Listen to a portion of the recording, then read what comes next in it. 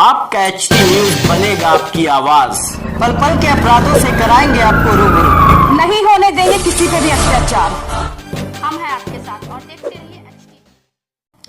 50 साल पहले जो समस्याएं थी आज भी वही समस्याएं हैं, लेकिन कोई भी बदलाव उसके अंदर नहीं आया है। सरकारें आती हैं बदलाव के लिए, लेकिन बदलाव कर नहीं पाती हैं। महंगाई के लिए, गरीबी हटाने के लिए, अन्य बहुत से मुद्दों के ऊपर सरकारें बनती हैं, लेकिन सरकारें बनने के बाद कोई भी उसके बारे में बात करने के लिए तैयार नहीं होता है। और जब सरकारें आ जाती हैं तो लोगों को करना पड़ता है प्रदर्शन, अपने हक के लिए, अपनी लड़ाई लड़ने के लिए, अपनी बात शासन तक के पहुंचाने के लिए। जब चुनाव शुरू होता है, ये चुनावी बेला तो चल रही है, लेकिन चुनावी बेला में हर नेता गली गली, कूचे कूचे में जाकर वोटों की मांग करता है, एक वादा करता है कि मैं आपकी परेशानियों को दूर करूंगा।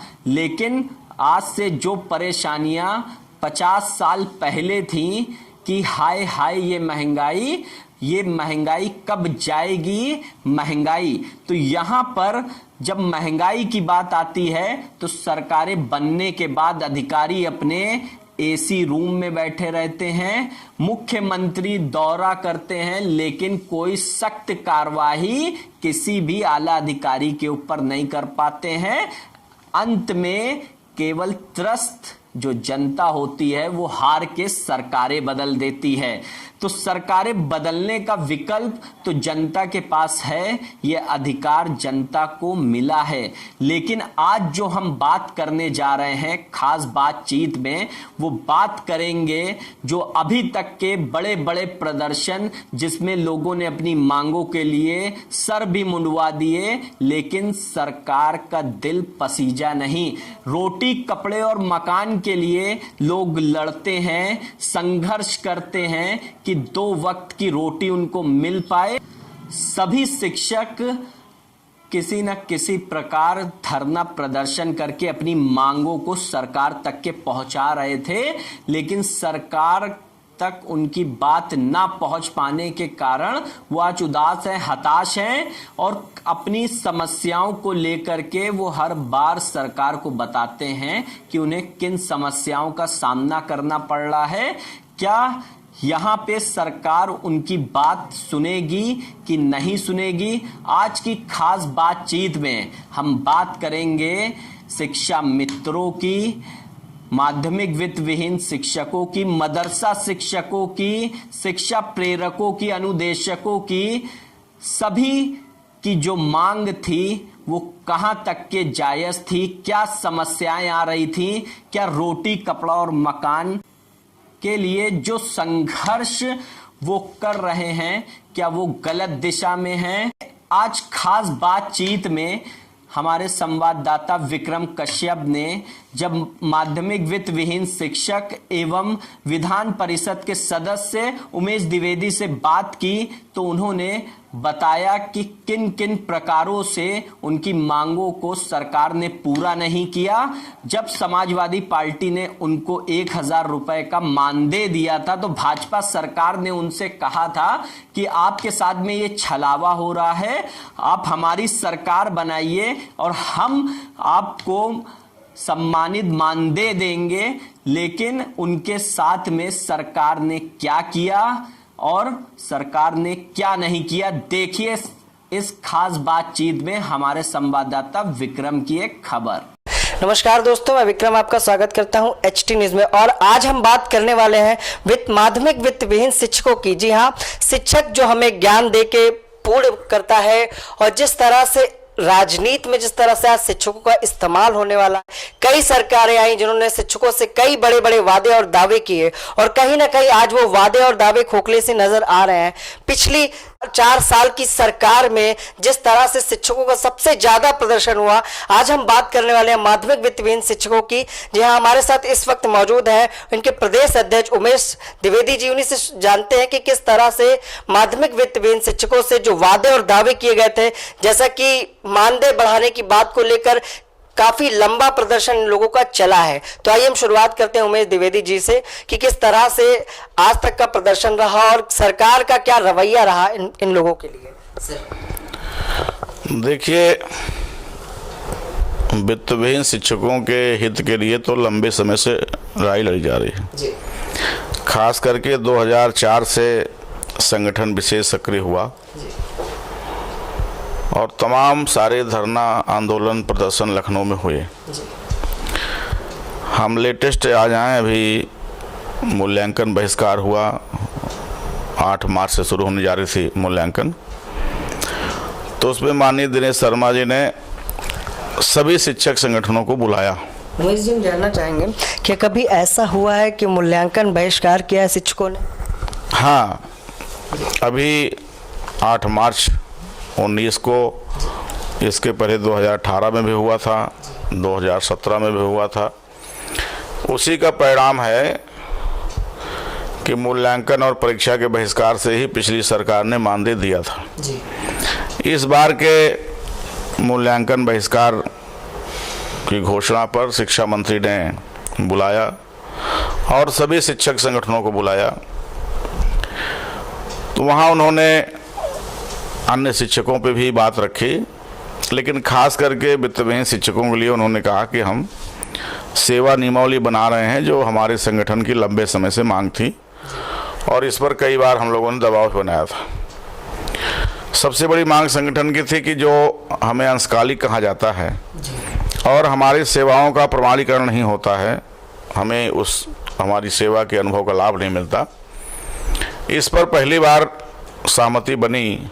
इसके पहले भी एक कमेटी बनाई गई थी हम लोगों के दबाव में सेवा नियमावली के संबंध में। तो उसमें जो पूर्णकालिक शिक्षक की मांग हम लोग थी वो लगभग पूरी हो गई है। उन्होंने ये कहा कि अंशकालिक शब्द खत्म हो जाएगा, कि वो शिक्षक कहे जाएंगे और साथ ही साथ इनकी जो सेवाएं हैं उसको डियास काउंटर साइन करेगा और माध्यमिक शिक्षा चयन आयोग में ये अनुभव जो है काउंट होगा, जोड़ा जाएगा, जिससे सीधी भर्तियों में हमारे वित्तविहीन शिक्षकों को लाभ मिलेगा।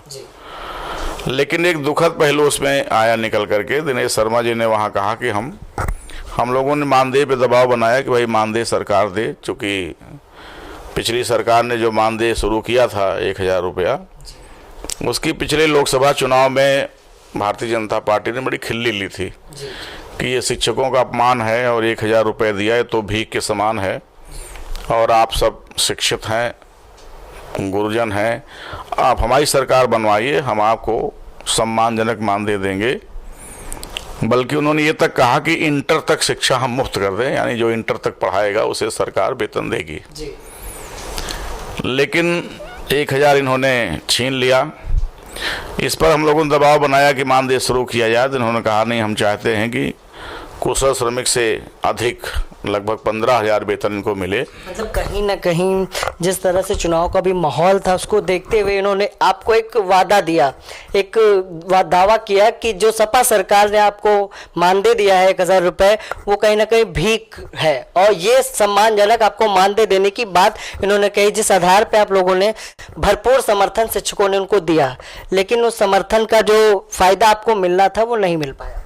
हाँ, यही इन्होंने गुमराह करके शिक्षकों को वोट लिया। तो इन्होंने कहा कि हम 15,000 रुपये आपको दिलाएंगे।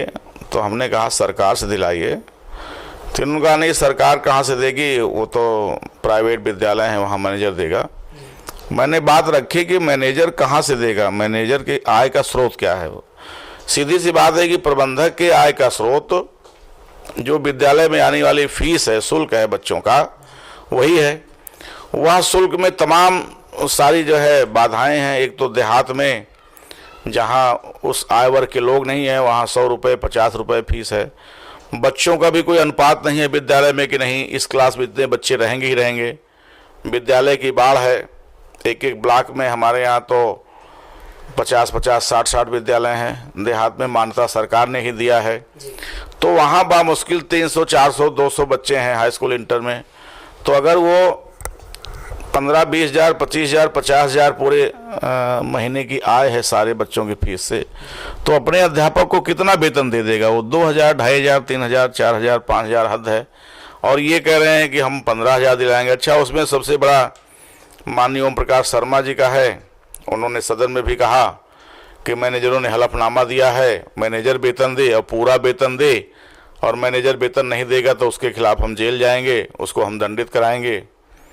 अन्य जो MLCs हैं एडेड से, उनका भी यही हाल है कि वो आज बड़ा जोर शोर से कह रहे हैं कि हम प्रबंधक से दिलवाएंगे। अरे भाई, प्रबंधक के पास जब आय का स्रोत नहीं होगा तो प्रबंधक कहाँ से दे देगा? ये तो सरकार को सोचना चाहिए। सेवा नियमावली तो पहले भी है 10 अगस्त 2001 की, तो उसके तहत तो था कि कुछ समय के बराबर वेतन दिया जाएगा, लेकिन कहाँ दिया जा रहा है? इसलिए कि जब संसाधन नहीं है प्रबंधक के पास, इसलिए हमारी सरकार से उस समय भी हमने कहा कि नहीं, ये अव्यवहारिक है। प्रबंधक तो जो दे सकता है वो 15,000 से अधिक भी दे रहा है, 20,000, 25,000, 30,000, 40,000 भी दे रहे हैं जहाँ पे फीस है, और जहाँ पे नहीं है पैसा वहाँ से प्रबंधक दिवालिया हो जाएगा। कहाँ से देगा? छोड़ देगा, स्कूल छोड़ देगा, बंद कर देगा, हमारे अध्यापक बेरोजगार हो जाएंगे। यही सरकार और कुछ संगठनों की ही मंशा है। तो हमारा ये सरकार से है कि जो मानदेय का मुद्दा है, पहली बात तो समान कार्य का समान वेतन मिलना चाहिए। आज समवर्ती सूची का विषय है, शिक्षा राज्य और केंद्र सरकार को वहन करना चाहिए, लेकिन यहाँ तो जुमलेबाजी और फेंक चल रहा है, सारा कुछ फेंका जा रहा है।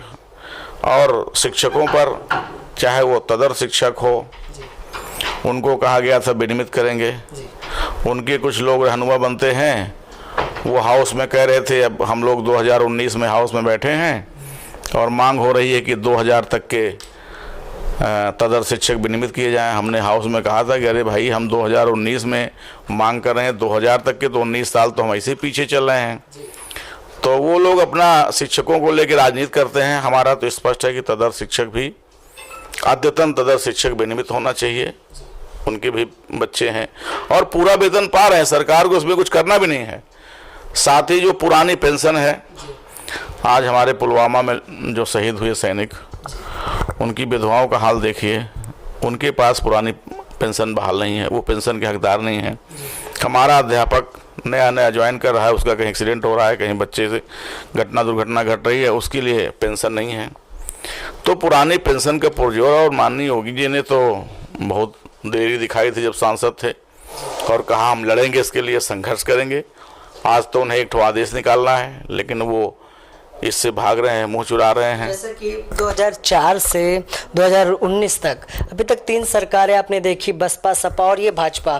तो क्या रहा कि सपा ने क्या किया और बसपा ने क्या किया? अब जो भाजपा आई है उसने क्या किया? और जैसा कि चुनाव भी आने वाला है, तो किस तरह से शिक्षक समर्थन देगा उन्हें, जैसा कि उनकी अभी तक मानदेय पर विचार नहीं किया गया? देखिए, सरकारें कल्याणकारी होनी चाहिए। हमारा स्टेट वेलफेयर स्टेट है। सरकारें इसीलिए हैं कि जनता की भलाई करें, लेकिन मैं तो खैर राजनीतिक दल से नहीं हूँ, निर्दलीय हूँ, लेकिन हमें कहने में कोई गुरेज नहीं है कि भारतीय जनता पार्टी जैसे कोई व्यावसायिक कंपनी हो, आज चुनाव चल रहा है तो तरह तरह के हथकंडे अपनाए जा रहे हैं, लेकिन धरातल पे कुछ नहीं है। ये GST लाए, इतना सारा पैसा आया, अध्यापकों को मानदेय बंद किए, आज सब कुछ प्राइवेट जा रहा है। जो हमारे स्मृतियां हैं, हमारे देश की धरोहर हैं, वो तक बेचे जा रहे हैं। रेलवे बेचा जा रहा है, रोडवेज, एयरपोर्ट बेचा जा रहा है। तो सरकार है या व्यापारी है, अगर कोई ईस्ट इंडिया कंपनी की तरह यहाँ शुरू करेगा तो फिर हम पूरा उसी तरफ जाएंगे जिस तरफ आज से 70 साल पहले ठेकेदारी प्रथा पर रोक लगाने की कोशिश कर रही थी पिछली सरकारें, वहीं उन्होंने ठेकेदारी प्रथा को बढ़ावा दे दिया। हाँ, निश्चित तौर पर। और शिक्षा में तो इन्होंने कुछ किया ही नहीं। आज हम कह सकते हैं कि लगभग 15-20 लाख शिक्षक परिवार है, चाहे वो शिक्षा मित्र हो, ठगा गया वो, और चाहे वो तदर शिक्षक हो, व्यावसायिक शिक्षक हो, कंप्यूटर शिक्षक हो, विशेष BTC हो, अंतर जनपदी जो ट्रांसफ़र होने थे वो नहीं हो रहे, राजकीय के शिक्षकों की जो अधिवस्था आयु थी वो नहीं बढ़ रही है। तो पूरा शिक्षक और कर्मचारी त्राही त्राही कर रहा है और ये मजे ले रहे हैं, ये व्यवसाय कर रहे हैं। तो ये निश्चित तौर पर इनका कार्य व्यवहार जो है वो धरातल पर नहीं है। शिक्षक तो बहुत ही आक्रोशित है। मतलब उत्तर प्रदेश की सरकार भाजपा की जब बनी तो सबसे ज्यादा प्रदर्शन हुए शिक्षकों के, जिसमें कई तरह के शिक्षक थे, माध्यमिक वित्त विहीन भी शिक्षक थे, शिक्षा मित्र भी थे, और काफी तरह के शिक्षक थे जिनका काफी लंबा प्रदर्शन हुआ, लेकिन सरकार की तरफ से कोई भी प्रतिक्रिया नहीं आई। इसीलिए तो कह रहे हैं ना कि पूरा शिक्षक समुदाय आज वो सरकार के खिलाफ मन बना रहा है। सरकार से उसे असंतोष है, आक्रोश है। चुनाव में केवल लालीपाप, हम आएंगे तो ये करेंगे, हम वो करेंगे, और बड़े बड़े नेता, मुश्किल तो ये राष्ट्रीय नेता तक झूठ बोल रहे हैं। शिक्षा मित्रों के बारे में कहा गया था कि हम ऐसा कर देंगे, वित्त विहीन शिक्षकों के बारे में कहा गया था, ट्रांसफ़र पोस्टिंग के बारे में कहा गया था कि नहीं कोई पद खाली नहीं रहेंगे, एक हम फोरम बना देंगे कि वहाँ लोग अपनी आके आएँ और शिकायत दर्ज कराएं और उसका काम हो जाए, घर बैठे ऑफिस के चक्कर नहीं लगाने पड़ेंगे। लेकिन पूरी तरह से फेल है। शिक्षक और शिक्षा दोनों बदहाल है। इसलिए हम ये कह सकते हैं कि खास करके शिक्षा पूरा विभाग, चाहे प्राथमिक से उच्च शिक्षा तक, डिग्री कॉलेज के शिक्षक तक परेशान है। तो शिक्षक इनके खिलाफ है और इसे हम विधान परिषद में अपनी ताकत बढ़ा रहे हैं। अभी हमारे 2 MLC हमारे हैं, एक मैं स्वयं हूँ, एक हमारे यहाँ संजय मिश्रा जी हैं बरेली से। आने वाले चुनाव में शिक्षक हमारे साथ खड़ा हुआ, हमने लड़ाई लड़ी ईमानदारी से।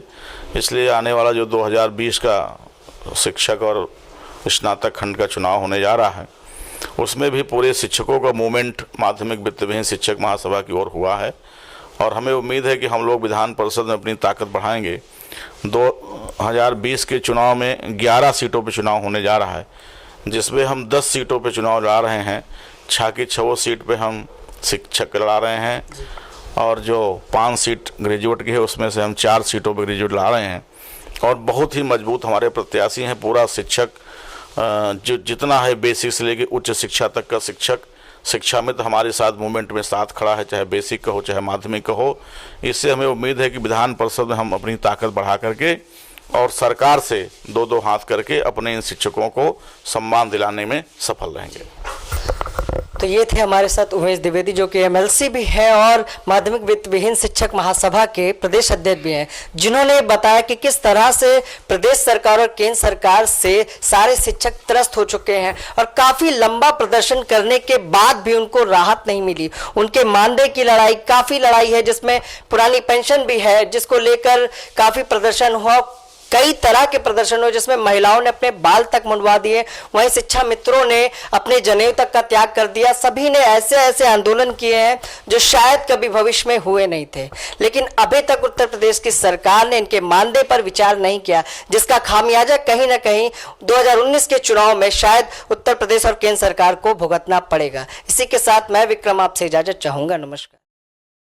तो यहाँ बात थी शिक्षा मित्रों की, अनुदेशकों की, माध्यमिक वित्त विहीन शिक्षकों की, मदरसा शिक्षकों की, शिक्षा प्रेरकों की।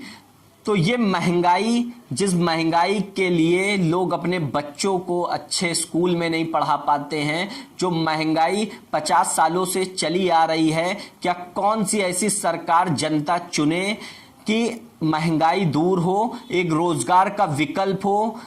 हर बात में कहीं ना कहीं लोग परेशान हैं। कौन सी सरकार होगी वो जो जनता का दुख का बेड़ा पार करेगी? हम आपको खास बातचीत में दिखाते रहेंगे, अन्य मुद्दों के साथ में मिलेंगे जल्द आपसे। जय हिंद।